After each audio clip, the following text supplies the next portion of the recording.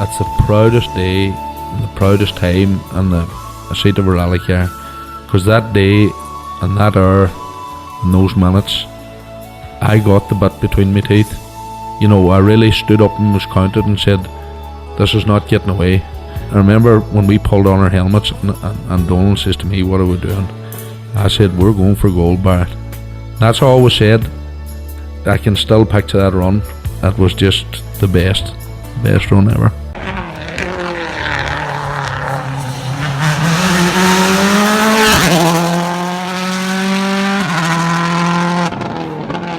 Welcome along to Crunching Gears. This is a bonus episode, I suppose. Got great news. Eamonn Kelly and Conor Mohan joins us to, I suppose, breaking news really, Eamonn. Things is looking good. Billy Coleman Award winner, and the world is going to be your oyster in 2023. Yeah, definitely. Big challenges. Nothing that I've ever taken on before, but yeah, really, really exciting. It doesn't get much better than the World Championship. It's the stuff of dreams. Yeah, just it probably won't seem real until we're doing it, but yeah, momentous challenge. But just can't wait to get our teeth stuck into it. Yeah, the JWRC, Conor, I would say, like this time last year, it was only like a faraway dream. Now it's reality.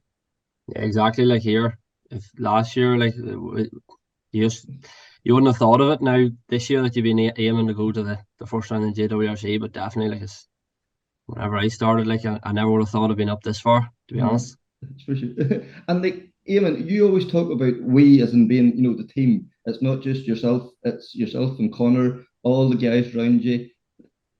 Was it vital for you that Conor was part of this journey for you? Yeah, absolutely. It's not there's no such thing as I in rallying. It's our success came from us as a team last year, and to be able to try and keep that momentum up this year, it's only right to have him involved. It makes sense. He's as much a part of it as I am. So yeah, it's great to continue the journey after 4 years after starting off in a Civic not so long ago. So yeah, bit more advanced now, but still the same effort. Yeah, and like the JWRC this year kicks off in Sweden. So before Sweden, you're going to get a bit of practice in, and you're heading off this weekend. Yeah, heading to the Arctic Rally in Finland this weekend. Heading on Saturday. The rally doesn't start actually till next weekend, but due to the daylight out there, the recce is it's 3 to 4 days long. So long recce. Hopefully getting a test in the car. I'm renting a Fiesta Rally 3, which is obviously what we're going to be using in the JWRC. So yeah, it's going to be a lot of firsts for me. First time competing on snow. First time driving the Fiesta Rally 3. First time writing notes on snow in the dark, and even at that, the rally in itself is a momentous challenge. I've got about 240 kilometers of stages. A lot of that's in the dark as well, and I think our longest stage is about 34k. Shortest is a brisk 22k, and a couple of super specials as well. So it's nearly like doing a WRC rally before doing a WRC rally, but it's a huge opportunity for me to get seat time, and I'm very, very lucky to be heading out there. But it's super exciting, and it's going to hopefully set us up well for Sweden. Yeah, and the one on the Billy Coleman Award has obviously been the catalyst to make all this happen. I would, that will take you back to that, that lunchtime in December. Like, did you expect to win? Were you shocked to win, or what was your thoughts whenever you heard your name being called out? Yeah, I was definitely shocked, only because I guess I mentally talked myself out of winning. You never go into these things, you're always as confident as you can be, but you never go into these things going, I am going to win this, because ultimately the decision wasn't mine. So yeah, it was a big shock, and I was completely over the moon to get it. There's so much that comes with it. Obviously the fundamental thing is the funding that you can put into your campaign, but there's a huge amount of momentum that's put into your plans as well. I think the award has come on a lot in the past years, in that the support that you get from the likes of the Motorsport Ireland Rally Academy and Motorsport Ireland, they make creating a plan such as the Junior WRC possible, because you've got this network of people around you that can make going to the World Championship much more realistic, and you feel like you've got a support group of people who are there to help you, and it's fantastic. It's the reason we made these plans, because like I said, I've got that momentum now, and for me it's now or never really. And yeah, it's been great so far, and the support that we've received has been excellent. Excellent. And Conor, and from your own point of view, you benefit from all that, insider knowledge and all that as well. Do you feel it has helped you to develop as a co-driver over the last year or so as well? Oh, definitely, like getting out across, even getting out to the BRC, like getting out there to do rallies, and it's like out there is just it's the next best thing nearly to the WRC, the BRC. So it is like you just get to experience everything, and everything has to be done right. There's no cutting corners out there, and no, it's definitely brought me on now leaps and bounds from whenever I started it, definitely. And like, do whenever you were, you started out, 7 years ago now, I suppose at this stage, like, I would say your ambition was maybe to compete around the Tarmac Championship, and then when you could do that, you want to go and do the BRC. Did you ever think that the WRC was a possibility, or was that just a pipe dream, really? Oh, definitely not. I never thought I'd be in this position today. Never, not like definitely not. No way. Yeah. Always just a couple of rallies around Ireland. Donegal was the big one for me. Like it was doing Donegal was like winning the lotto to me. Like, but even getting to go to the BRC like was another step. And then now Junior WRC is just it's unbelievable. Yeah, and like these Rally 3 Fiestas, they seem a very competent car, don't they? Like, we look at the results that they were getting last year, the likes of, John Armstrong, Wal Crichton, they do seem a good wee package, don't they? Yeah, I'll probably be able to give you a better answer next weekend, but certainly, yeah, they seem to handle really, really well. And everybody that's driven one, or at least been inside one, has said, they'd love to own one. They said they're really, really good cars, and the power might not be the same as the Rally 2 category, but certainly the handling's there. And apparently they're very, very forgiving and really, really fun to drive. So I'm really, really excited to get going. And I guess it's the perfect type of machine to be heading into the likes of the World Championship in. If it's kind of a easy car to drive as such, you feel you can get that confidence up quickly. And I guess for me, having the experience in the Polo this year or in 2022 is going to help a lot as well with the four-wheel drive and that greater sense of speed. So it'll make the whole transition a little bit more seamless for me. But yeah, really excited to drive it, and hopefully we'll be able to focus more on learning the surfaces as such rather than the car. And yeah, it seems like a really, really good package. Yeah, and like the events then coming up then, so you start off in Sweden, and then where do you go to from there? So after that, we've got Croatia, which is obviously now probably in its third or fourth year running in the WRC. Seems like a really good event. Heading on then to Sardinia, which looks like a really challenging, tough, rough rally, but again, an amazing experience, no doubt. Then we've got Estonia, which is flat out and crazy. As everything that's been said so far to me about it is just about how mentally fast it is. So yeah, that's definitely going to be exciting. And then the final round is in Greece, which, as we saw this year, was a really tough rally with the conditions, the heat, and I suppose the roughness of the stages as well. So it's a challenge in itself.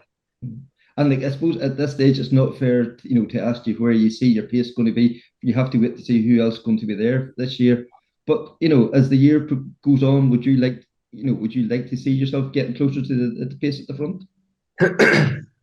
Excuse me. Yeah. Yeah, naturally you always want to be pushing to be as far up as you can be. Or more importantly, just the best that you can be. I obviously don't know what the best version of us is going to be like in the World Rally Championship, but we're going to make sure that we are the best version of us. So that's all we can focus on for now. Ultimately, when you're heading into a championship like this as well, it's going to be a 2-year program. You'd be a fool, I guess, to say that you could go in unless you had a ball of experience prior to it, to go in on a 1-year plan and expect to set the world alight. There's just so much to take on board. But yeah, we're aiming to try and build our pace as the year goes on, and just put as much effort into the thing as possible. We've got the right people around us to do that. We're very, very lucky. The likes of the academy there, they'll push you on as much as possible. My own team around me and list of contacts that are there to help will push us on completely. So yeah, it's about using all the resources and just giving it 110%. Yeah. And Conor, from your own point of view, the planning that is involved in going to do a round of the WRC is probably like nothing you've ever done before. Do Oh, yeah, like the you do planning you you. enjoy that? Did you enjoy that side of the sport as well? Oh yeah, here your work's done before you go to the rally. Like that's whenever you go to the rally, it's as the man says when you get in the calling the notes, that's the easy bit. All your work before the rally and your recce and everything, it's more important than leading up to the rally, like getting your whole recce plan and all that together. Like, but even from the BRC, like that gives you a good stepping stone to have it all right. Like, so Uh-huh. it does. Yeah, and we talked before. You grew up doing night navs and one thing and another. Throw you a map, you'll go. You'll be confident if you're in Croatia, you're wherever. You'll have a map in front of you, and you'll take it in your stride.